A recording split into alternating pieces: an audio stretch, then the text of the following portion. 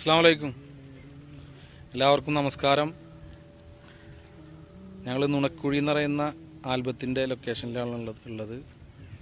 സജാദ് മുല്ല lyrics music ചെയ്തിട്ട് സലീം കൊടത്തൂർ പാടി, സലീം കൊടത്തൂരും ഡോണയും കൂടെ അഭിനയിക്കുന്ന ആ ഒരു ആൽബത്തിൻ്റെ ഷൂട്ടിംഗ് ലൊക്കേഷനിലാണ്.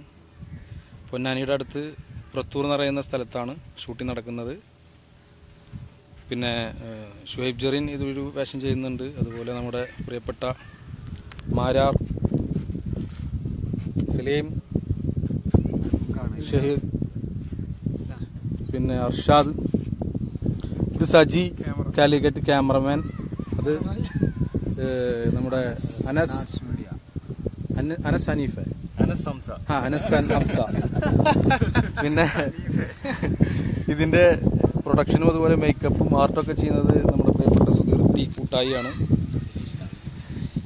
എന്തായാലും ഇതുവരെ തന്ന എല്ലാ പ്രോത്സാഹനം പോലെ തന്നെ ഈ ഒരു വർക്കിനും നിങ്ങളുടെയൊക്കെ പ്രോത്സാഹനം ഉണ്ടാവണം. ഒരുപാട് ആൾക്കാർ മെസ്സേജ് ചെയ്യുന്നുണ്ട്, ഒരുപാട് ആൾക്കാരെ കമൻസുകൾ വരുന്നുണ്ട്. ഒന്നും ഇപ്പോൾ വായിക്കണില്ല, അതൊക്കെ ഷുഹൈബും സലീമൊക്കെ വായിച്ച് നിങ്ങൾക്ക് മറുപടി തരും. എല്ലാവരുടെയും ദുആയിൽ ഞങ്ങളൊക്കെ ഉൾപ്പെടുത്തുക.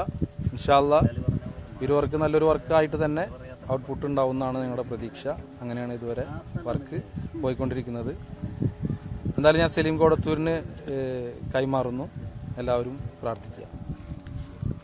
ഹായ് ഫ്രണ്ട്സ്, എല്ലാവർക്കും സുഖമാണെന്ന് വിശ്വസിക്കുന്നു. സജാദ് മുല്ലയുടെ നുണക്കുഴി എന്ന ആൽബത്തിലെ ഒരു ഗാനത്തിൻ്റെ ഷൂട്ടിലാണുള്ളത്. സിറാജ് ഖായുടെ ഡയറക്ഷനിൽ വീണ്ടും ഞാൻ, അതുപോലെ ഡോണ കൂടി ചേർന്ന് അഭിനയിക്കുന്ന ആദ്യത്തെ ആൽബം കൂടിയാണ്. എല്ലാവരും സപ്പോർട്ട് ചെയ്യുക. ഇതുവരെ നമുക്കെന്ന പ്രോത്സാഹനം തുടർന്നും പ്രതീക്ഷിക്കുന്നു. എല്ലാവരുടെയും പ്രാർത്ഥനയിൽ എപ്പോഴും ഉൾപ്പെടുത്തുക.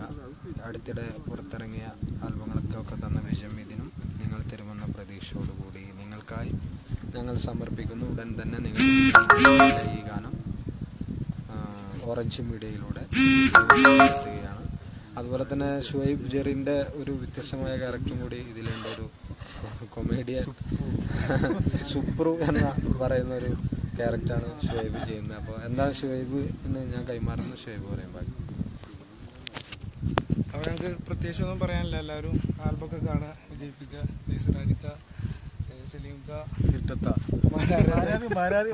എല്ലാവർക്കും അറിയാം. പിന്നെ നമ്മുടെ ഷാദ്, നിസാം, നമ്മുടെ ക്യാമറാമാനാണ്.